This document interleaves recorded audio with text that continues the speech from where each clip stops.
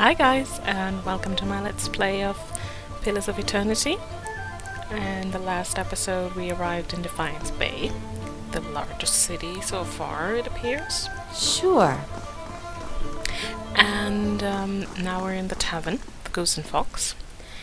And we're gonna Welcome. talk to Bishop, the keeper, I guess. The man behind the bar is nearly the size of an Almawa. A handle protrudes from his back, and his face is set in a stoic frown. He gives you a small nod. Here for a drink? He has a tiny pewter cup in front of him. He turns it in one broad hand, but doesn't drink from it.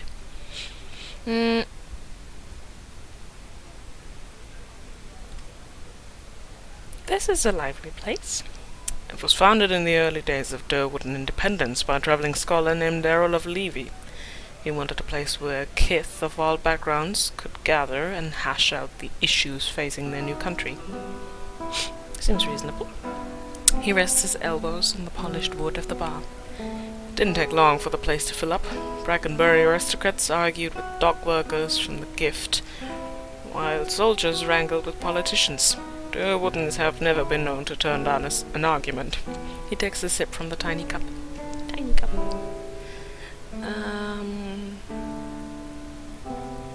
I can imagine things got interesting. Soon, kith were coming from the farms and settlements too. He waves at the door, as if expecting a crowd to bustle in. This place got even more popular with the Valian sailors than the salty mast. And that was the problem. He drains his cup. No matter what people say about fair-mindedness and civil debate, there's only so much people will tolerate.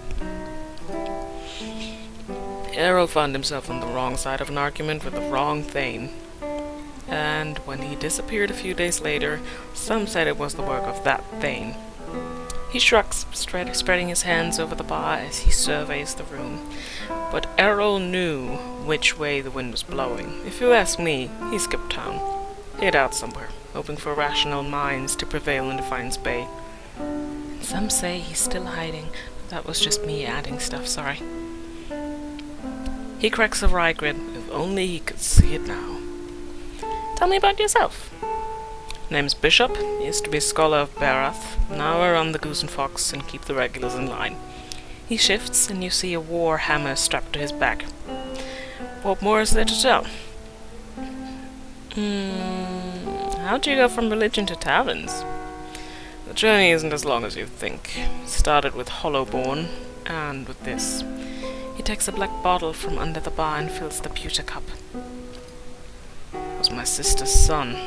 The beginning of Whiteone's legacy. He was one of the first. I never expected there would be so many after him. Tragedy's part of the cycle, but it's followed by rebirth. Yet every year, more parents were grieving for their Hollowborn children, and the gods were silent. So you lost your faith. He leans forward, crossing his arms on the bar. Barath promises rebirth, cycles. The only cycle I found was this one. He taps the bar. Have a drink, have another, and another, until I couldn't remember how I got home. Wake up, come back. Finally woke up one day to see my family had packed up and left. For all I know, they'd left days before and I just hadn't noticed. They were gone. So I came here. I've cleaned up since then. Not that I found my answers. He tosses the cup back. I've just stopped asking questions.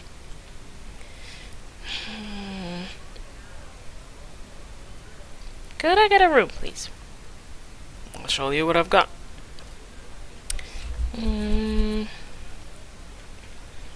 Alright, what do we want? Maybe... Oh, we don't have much money because we bought that upgrade for the stronghold. So...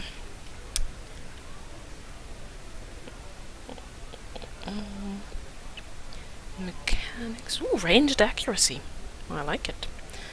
I'm not gonna take the cheapest one, I'm gonna take Fletcher's Stay. Rest.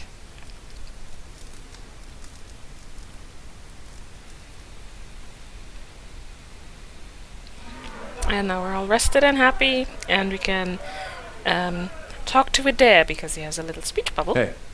Hey! The dozens.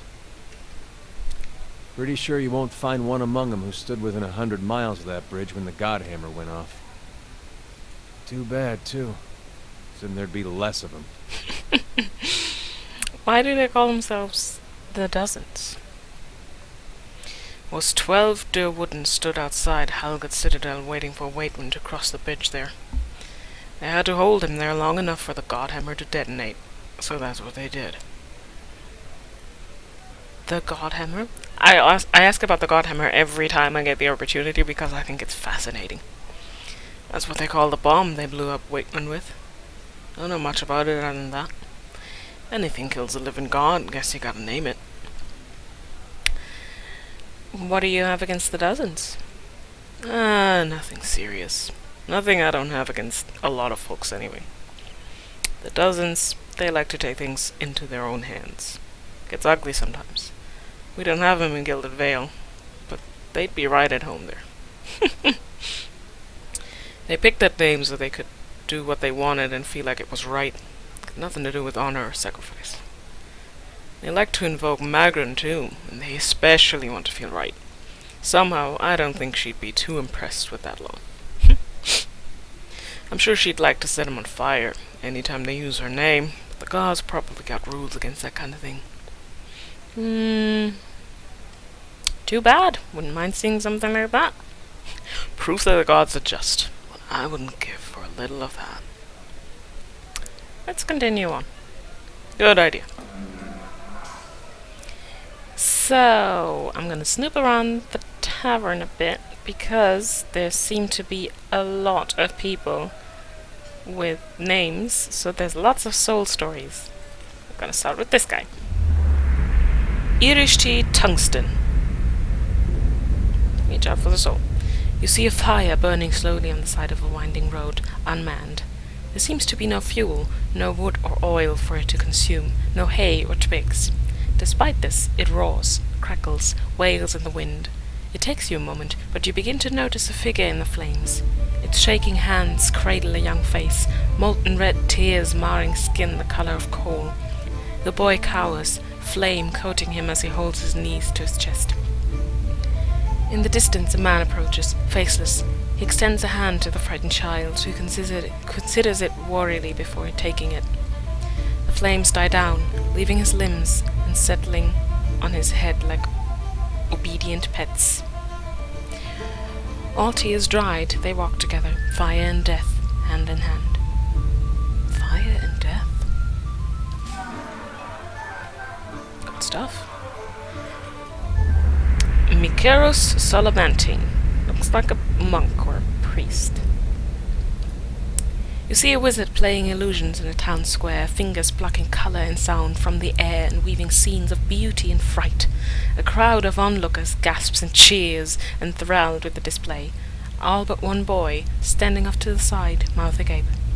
Green eyes are pale with wonder, vision after vision playing out before him, and something inside the boy clicks. Without warning, he bolts, disappearing into the crowd, pushing and shoving desperately.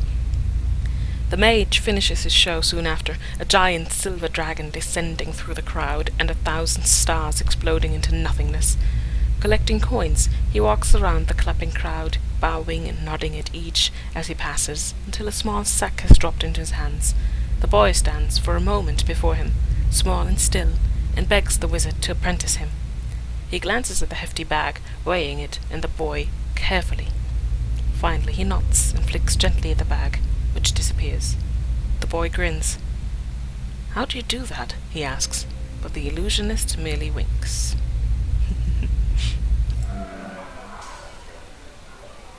Kid probably got robbed too. The vulture.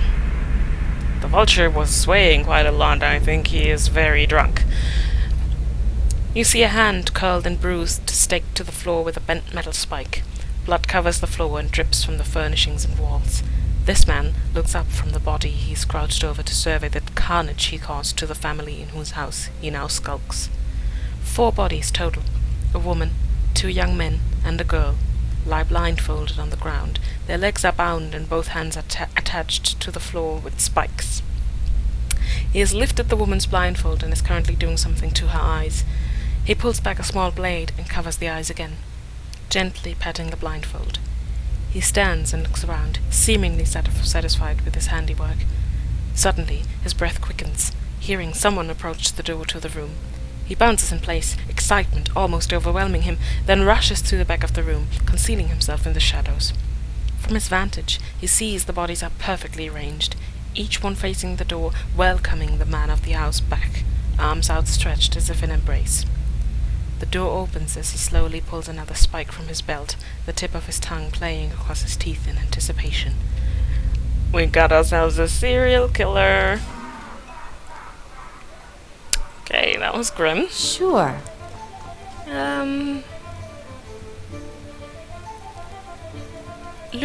Lupide silvarum. What have you got to say? You see an impressive gathering of wild orlans in ceremonial dress, shaded by copse of ancient oaks. Underneath the largest oak stand two young orlans, hands clasped, eyes clear as they promise to care for and love one another in the joining of their clans. A wedding! It's probably gonna get bloody in a second. An older orlan steps towards them to speak, beard seeming to sprout from directly underneath his eyes, and declares their union complete. The jubilant Orland clans carry the newly wedded couple away to their tent with snorts of laughter and crude jokes, leaving the older Orland to sit alone beneath the age-old oak. He sighs, observing the scene in the distance.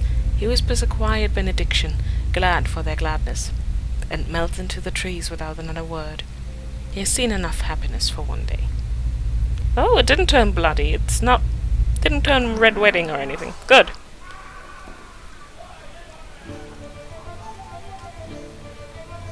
Okay, we have a mercenary here, swaying dangerously. It's a good place to unwind between jobs. Sometimes I even find new ones.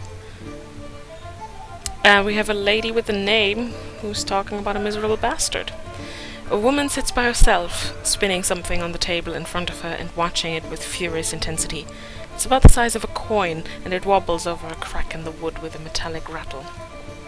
She snatches it up with one hand and slams a half-empty cup down on the table with the other. This is not a good time.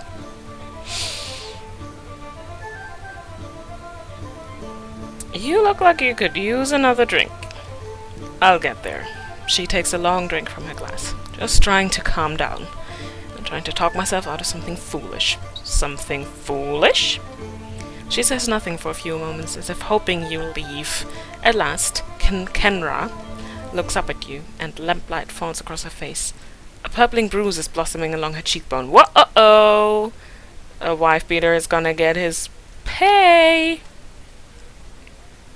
There's something I need to give to my fiancé. Pernish? I'm gonna go with Pernish. Only he doesn't seem to go anywhere without his new friends, and they're not exactly pleasant company. Who hit you? She shakes her head. I know how this looks, but you don't understand.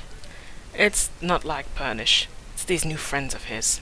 They've brought out the worst in him. Yeah, no. Not how it works. But he's gonna get it anyways. Tell me about these new friends. They come into our house with their dead eyes and their black teeth. I'm not a fool, I know what it means. Pernish makes me leave when they show up, but it's obvious what they come to do. Last time they came, I told them to get out. Let them have their fun somewhere in the gift, not under my roof. She scowls and then winces, her fingertips gently probing her bruise. Swaff changes you, I guess. The Pernish I knew wouldn't have squashed a spider. I never thought he'd... She trails off, still feeling the swollen, discolored flesh.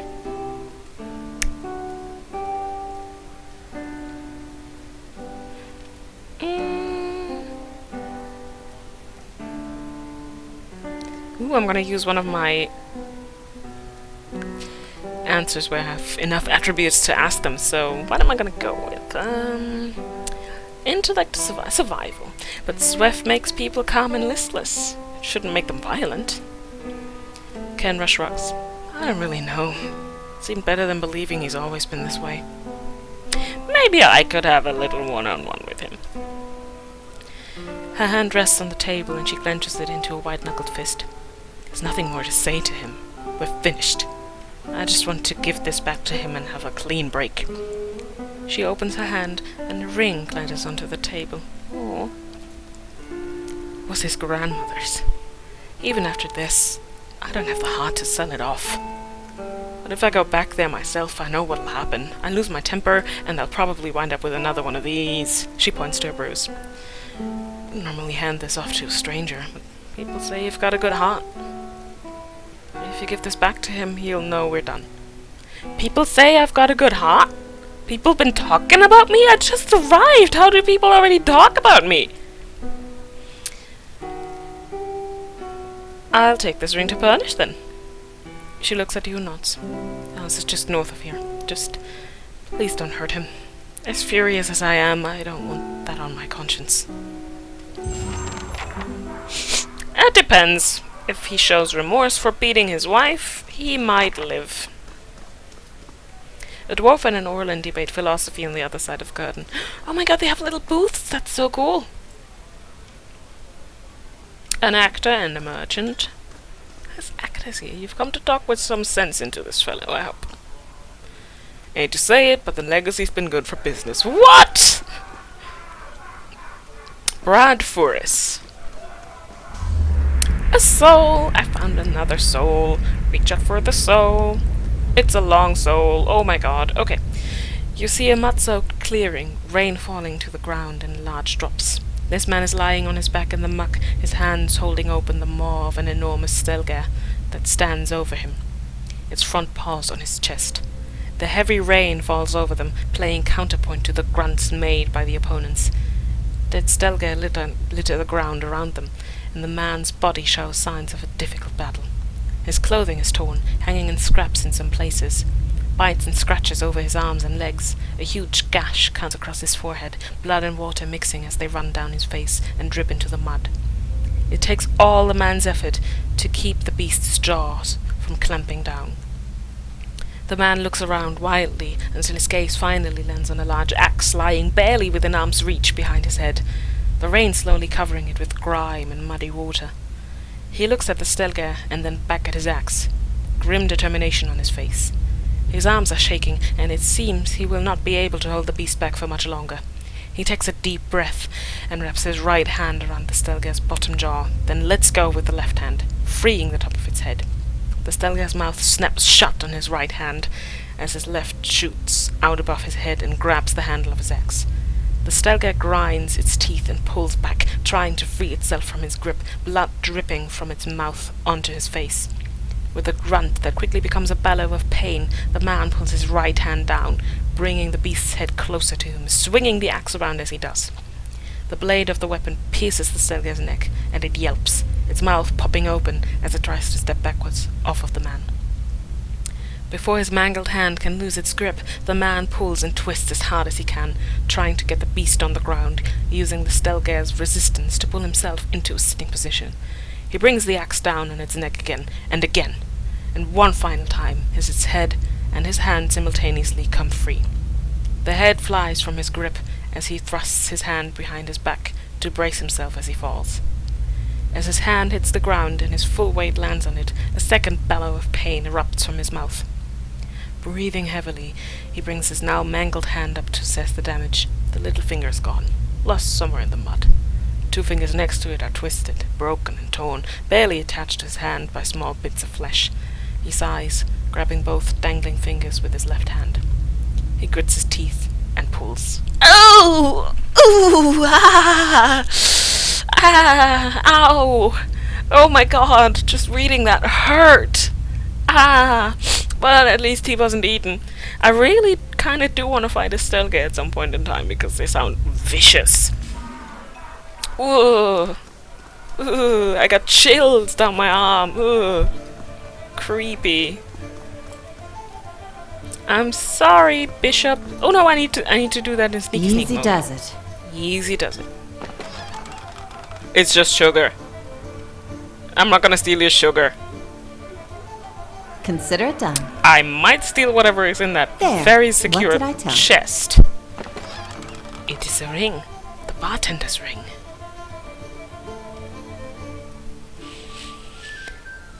I am sorry, bartender.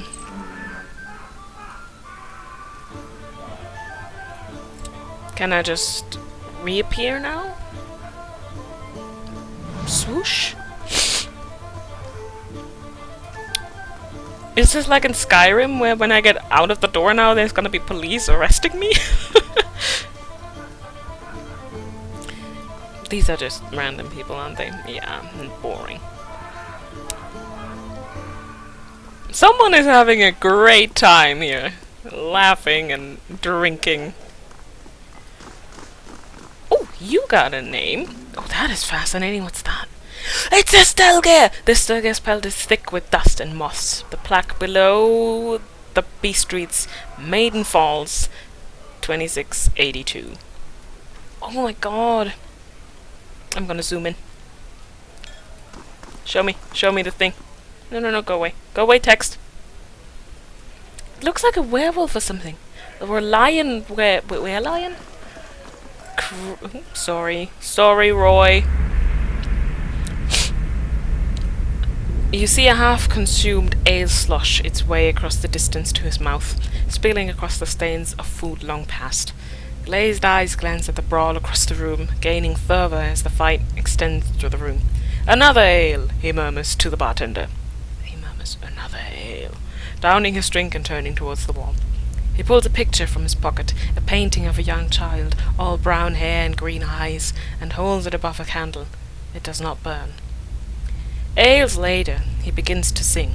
The bar a mess of broken chairs and wounded pride, and they all listen for a moment before continuing their drinks, swift conversations. His ache is felt through the room. His sad story reminds them of their sad stories.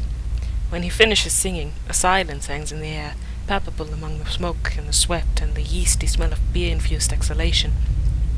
He is the first to break the silence, ordering a round of ale for the room. The general din of conversation sparks and resumes, but the mirth now is tempered with far-off memories and thoughts. Sorry, man, it sucks. What's upstairs? Is there stuff upstairs? Are there souls upstairs? I like hanging around in taverns and listening to everyone's soul stories.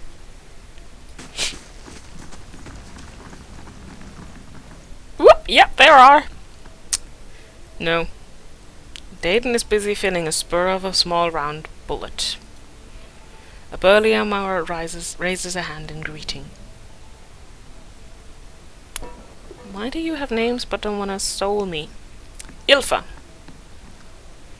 Ilfa nods at you, a pint in one hand and a mace slung over her shoulder. Maybe I need to do it with Darian. Nope.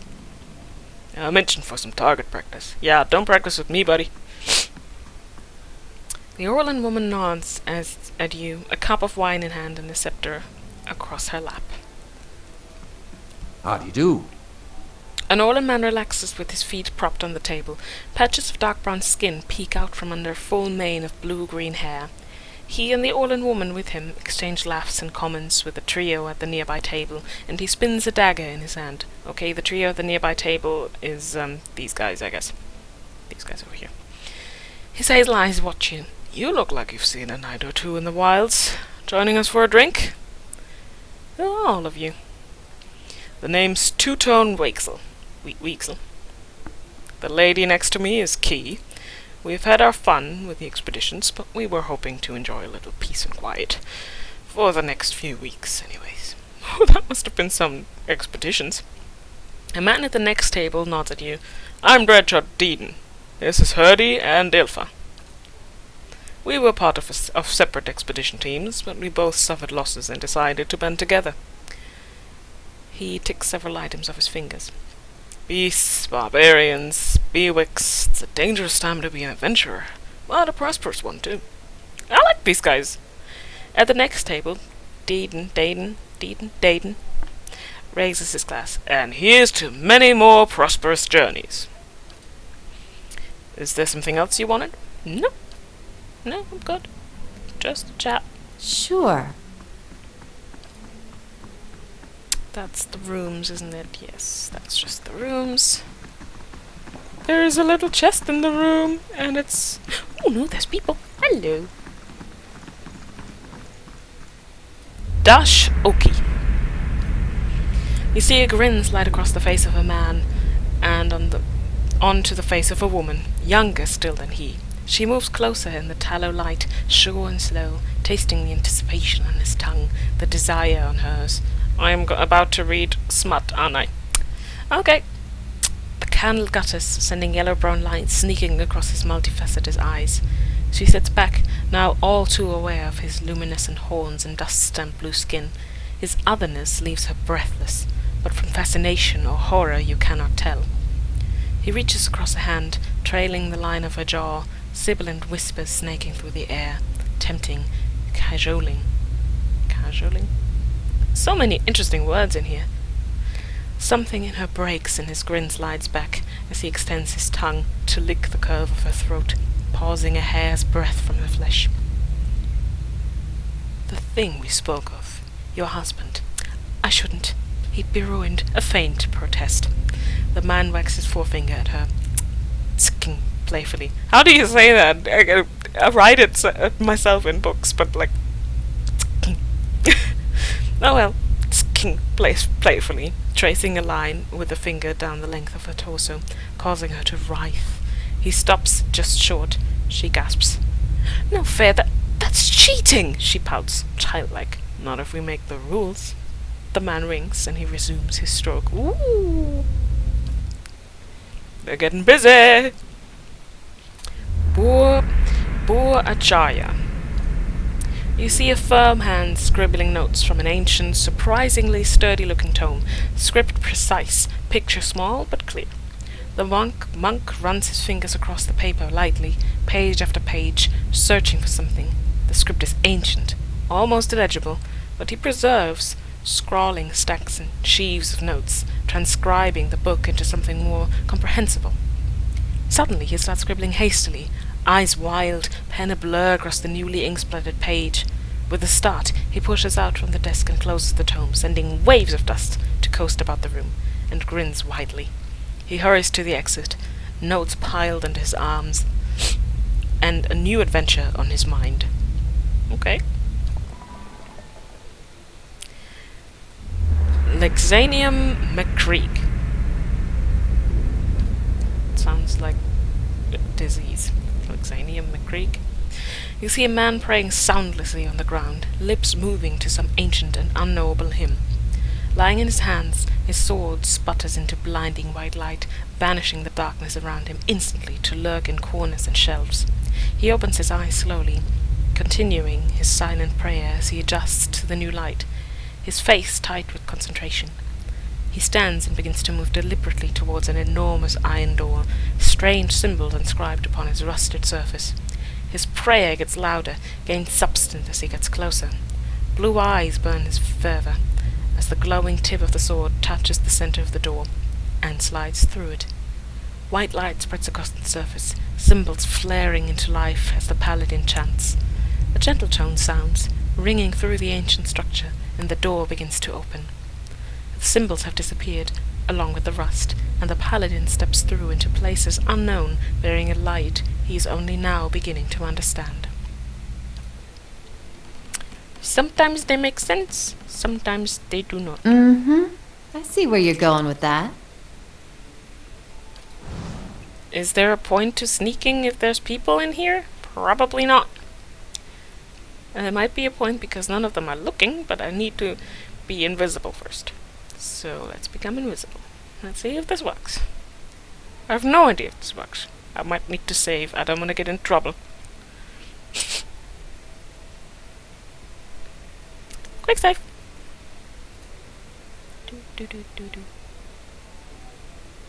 Oh no, they become aware. Grab the stuff and leave. Grab the stuff and leave.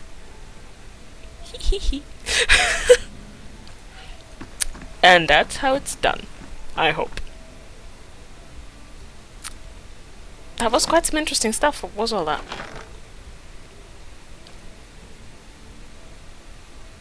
Oh, that's Kenra's ring. Never mind. Where did it all go? That's the barkeeper's ring. I don't know where it went. Did I forget it? No, it's gone. Oh well.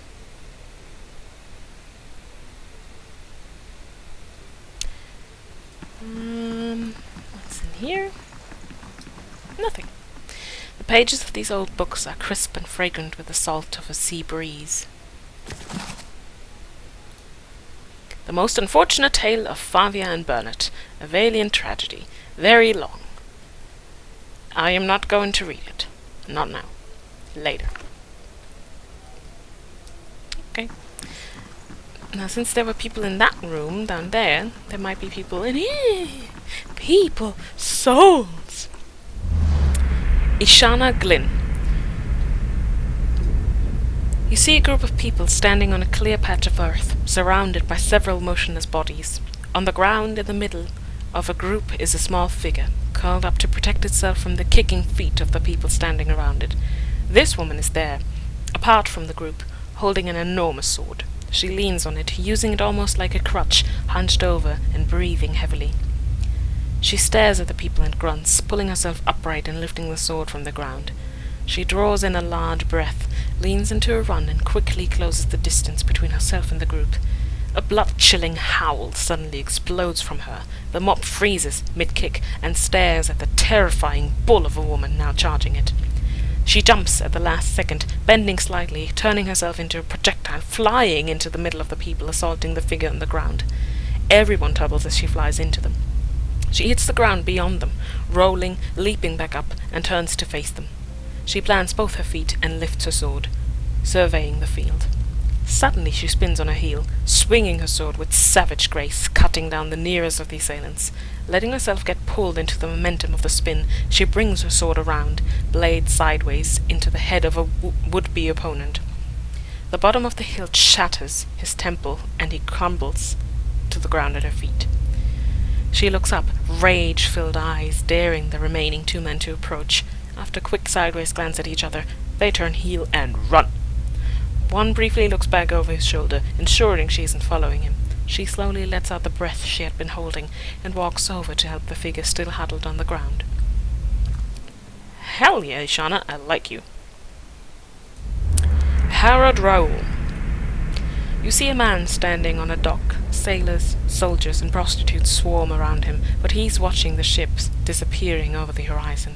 He should be glad his men didn't take his life along with his ship, but failures are almost as bad as death for a Valian. And the gods only know he hadn't fared any better in his family's mercantile business. It's almost a relief to see that last herald of his failure sail into the distance, sparing him the need to go back to his father and admit defeat once again. Besides, with sharp wits and an eye for opportunity, there's always a chance for a comeback. He pulls a flask from his hip and takes a long drink. There will be time for that later. He adjusts the flap of his eye patch and finds the tower of the brothel.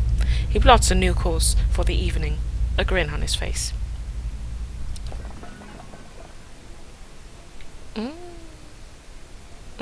I can do that.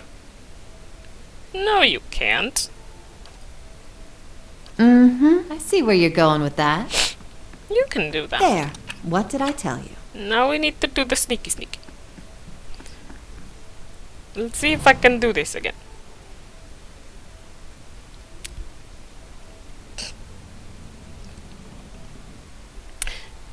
Waiting for the sneaking to be... Alright. Go! Take. Leave. Yes!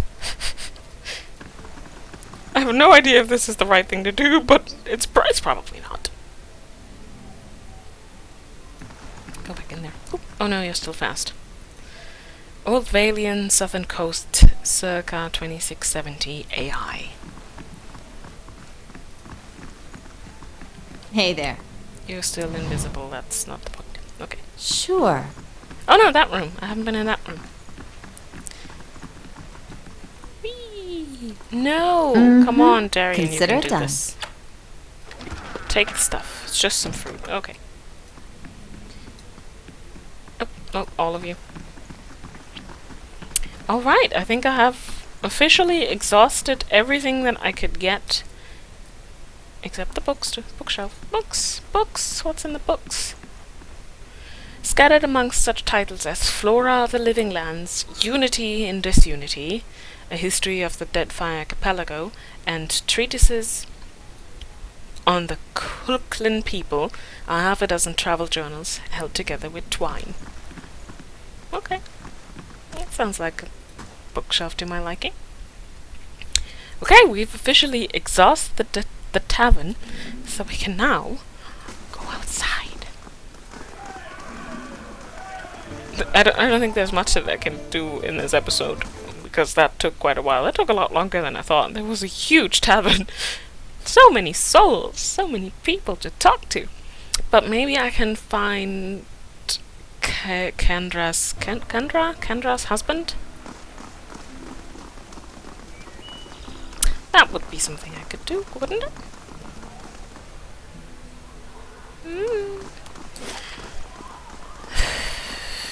Pernish's house. Ta-da! Yep, where you going, peeps?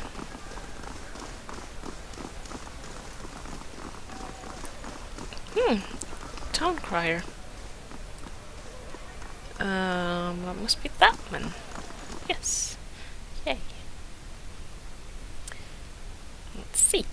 Let's see what this has in store. Well, that must be the friends. Oh boy, oh boy. Bunch of addicts. Okay. A couple of crude beds have been improvised from an assortment of tattered blankets and pillows. Dribbles of some dark liquid stain the fabric. So, you kicked out your wife, you beat your wife and made her leave, and turned this into what? A den for addicts? Hey there. This calls for a subtle touch. One I do not have. Or apparently I do. I just stole from a bunch of drug addicts. This can't be ending well. Someone has peeled the labels from those bottles. They're stuffed with a dark, gunky pulp that gives off a pungent odor. Sure. But pleasant. Punish. That's what I thought. You look important. Hello! The man before you flashes you with toothy and rather unpleasant grin. Well now, a new face. Welcome, friend. Name's Purnish, and this, he gestures to the room around you, is my humble abode and place of business. Yeah, he sounds like an ass. And I do hope you're in here to do some business. He glances at the nearby guard. Are you threatening me, dude? Seems like a lot of guards for one man. You must be popular. Purnish raises a brow. Sure, right. Very perceptive. This business attracts some less pleasant types. Sometimes the clientele get a little pushy, and every so often someone even turns out to be snooping into things they shouldn't, and lessons have to be taught. Nope, I don't like him. He's gonna get hurt. His face shivers with a quick, unreadable emotion. I'm sure you're too smart to get wrapped up in all of that, of course. Of course. I keep it simple. If you have the coin, I have the sweat. You're free to make use of the premises as long as you don't do anything stupid, and you don't get too tangling with the other customers. Now, Purnish claps his hands together. What can I get you? Give him Kenra's ring. Kenra asked me to give you this. Purnish takes the ring and turns it around in his fingers. Nice. What's this for? You don't recognize the wedding band you gave Kenra? Purnish laughs. Oh yeah, I see it now. She's making a statement, is she? Good riddance to her then. Sorry, I ever spent the coin to begin with. What an asshole! Huh.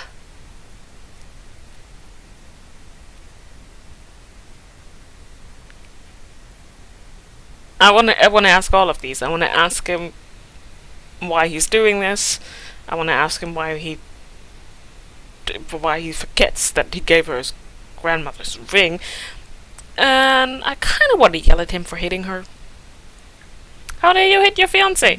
How can you live with yourself? She was asking for it. Nope!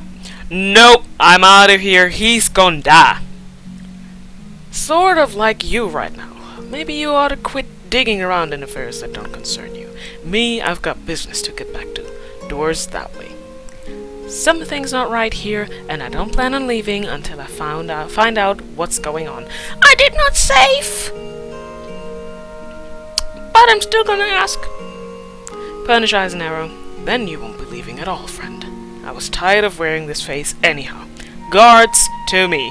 Oh boy. Wait, what?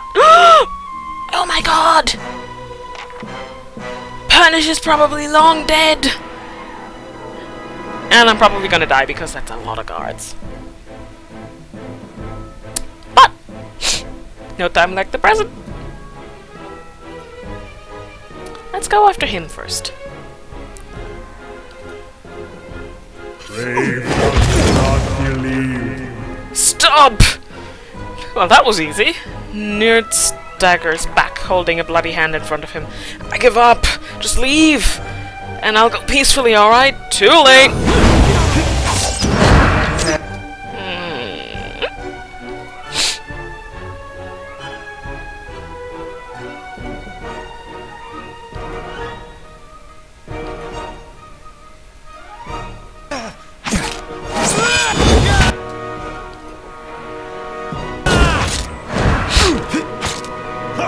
We got Sagani. Ah! I'm sorry, I wasn't paying attention to you at all. You. Do the Healy thing.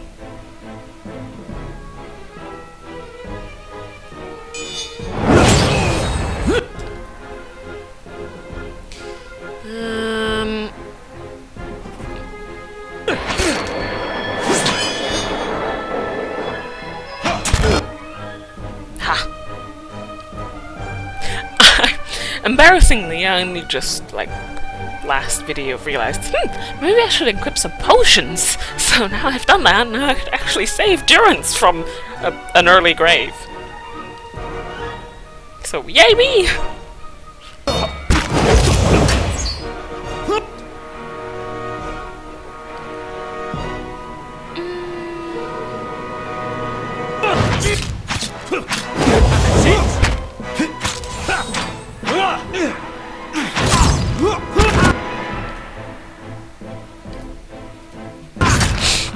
Let's take that one out first.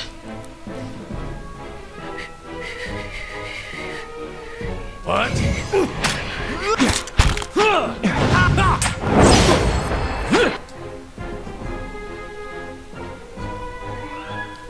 Now, everyone, that guy.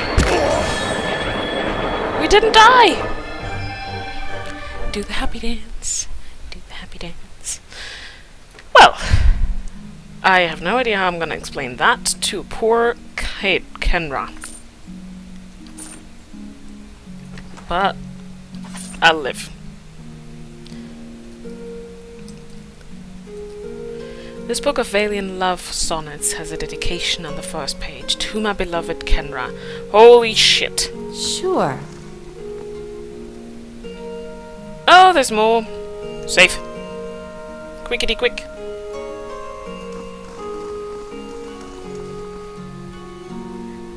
Nice and quiet. Hey there, buddy. You gonna go dead. Brave. Right now. All your buddies already dead, you know? why would you even attack us? Didn't you see what we just did to the other guys? Oh well. I'm not even gonna... Hi? Yes, here we go. So, what's upstairs? His secret lair. The pots are crusted shut with some unidentifiable gunk. Oh no! Aisha. No, don't. Hey there. Let me do the steely bit. Sure. It's not really stealing because we killed everyone. So, well, technicalities.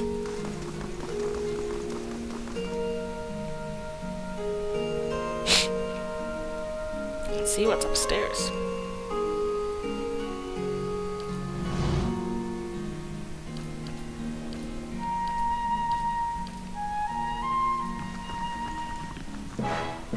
Oh, there's enemy upstairs. Why am I not surprised? What's that? Whoa, that is one big guy.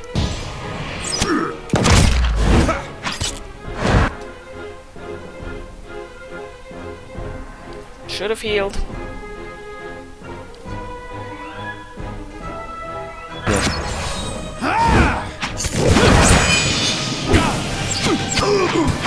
I'm sorry, Adair. Why are you so dead? Is this because of Aleph? Are you standing in Aleph's fire? You are, aren't you?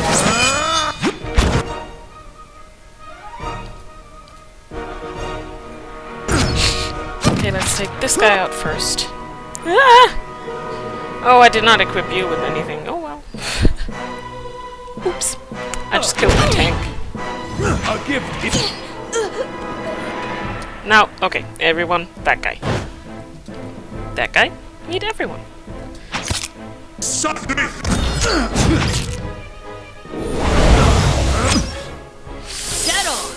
Ah! Thou shalt not believe. Oh well. Oh well.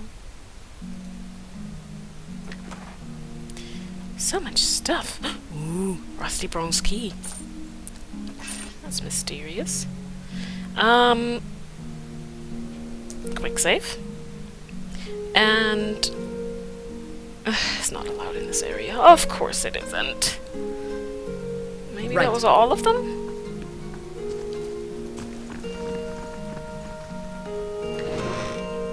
Ooh, Viljoen. It appears as though someone rummaged through this uneven row of books in a hurry. These jars are chipped and cracked, as if knocked to the ground and set back in place.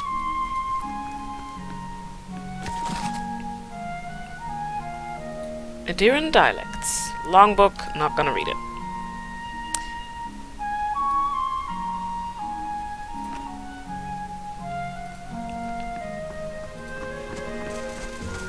All of us. I'm guessing we're gonna find... yeah. Oh noes. A man lies bound and bloodied on the floor before you. His face is a tapestry of bruises, and blood is spattered across several corners of the room. The man cringes and sobs as you approach. God, please. Please, no more. I can't take any more. I'm not here to hurt you. The man pauses, gazing up at you. You're not? Oh, praise Berath. You're not one of his men, are you? He glances nervously behind you. He shakes his head. Please, I don't know who you are, but my name is Purnish. This is my house. You have to help me. Yeah, who was that downstairs? Seriously, haven't you figured that out? An imposter, some wizard named Nurid. He came into my house, tied me up in here, tortured me, and now he and his men are eating my food, breaking my things, selling swev inside my own house. He just turned up all of a sudden.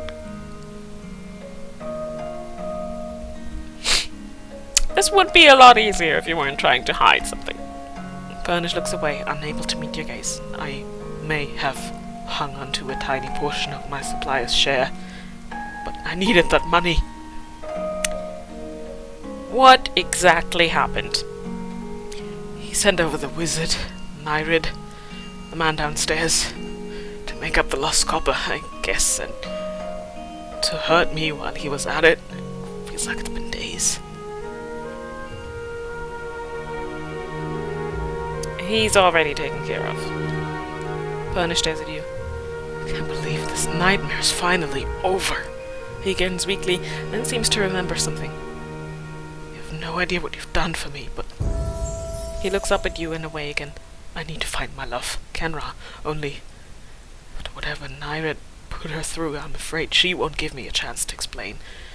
She might listen to you. Please, she must be somewhere in Copper Lane.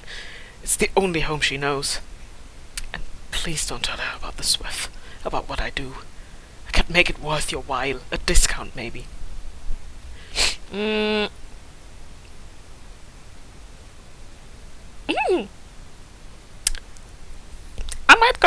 I might go with might. Grab him and yell, "Here's my counteroffer. I tell her whatever I please, and you still give me that discount." I kinda don't want discount on Swift, though. Perhaps you should trust her to make her own decisions rather than lie to her. I know, and I can't force you to keep the secret. I just don't want to lose her. After what happened here, I'm sure she won't have anything to do with Swift. Or me, if she finds out. Kendra sent me here in the first place. She did? That woman helped save my life without realizing it. Please bring her home and tell her that everything is back to normal. I will talk to her, actually. I can't thank you enough, truly. How I've missed my poor Kenra. I actually believe him. The other guy was an asshole, but this guy's probably just wrong place, wrong time. Stupid decisions made. Someone has gathered sheets and towels into a makeshift bed. The rumpled fabric is stiff with blood and unwashed sweat. One side of the overturned vase is splotched with crimson. Blood! I'm still gonna steal all your stuff, you know that, right? Oh, that's the book, I didn't take it. Oops. And that stuff. All the stuff. Steal all the things. Another book! The Durwood Part 5. The Proliferation of Animancy. Take all the stuff. Ooh. I'm also gonna steal all your gold. I'm sorry, I'm a scumbag that way. I'm gonna go back to Kenra and tell her what happened, and then that's gonna be it for this episode. But I really want to tell Kenra. She deserves to know.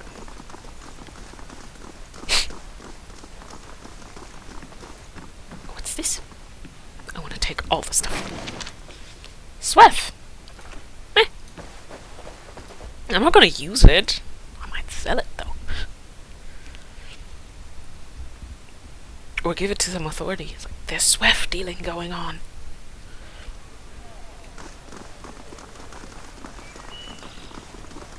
Ooh, I have enough experience to level up. But I might do that in the next episode. Or between episodes. Because I really want to talk to Kenra first, and it's already been a while. My alarm's probably gonna go off any minute, so do not be alarmed. Kenra! I need to talk to you. That was not your husband. Ooh, this is gonna be one hell of a conversation.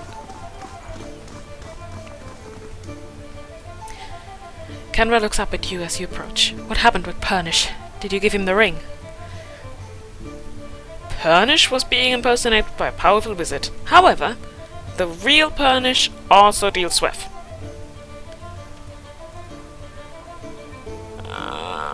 Lie or truth? Nah, truth. Ladies gotta stick together. She covers her mouth with a hand, shocked. Purnish? My Purnish is a Swift dealer. If I didn't know you for an honest woman. She brings her fist down on the table, sloshing her drink. Damn it! How can I trust him after something like this? And he's lied to me for this long. She runs her hands through her hair and takes a deep breath. I should just be glad I found out about this before the wedding.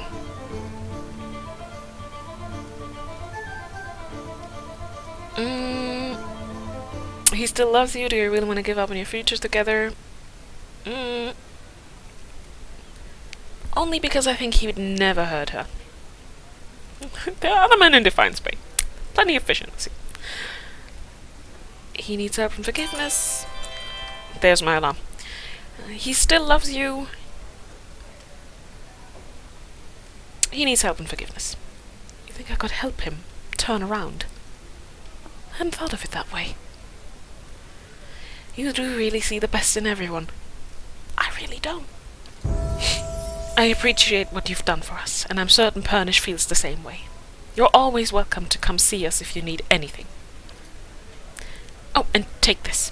She unclasps something from her neck. Picked it up from one of the merchants to help me stand firm in my decision. I'll be fine without it now. You've gained an item. Unwavering resolve added to inventory. Everyone leveled up. Yeah, definitely not gonna do that right now. So I'm gonna call this video quits for now, and thank you all for watching. If you enjoyed this episode, leave a comment and a like, and I will see you in the next episode of Pillars of Eternity.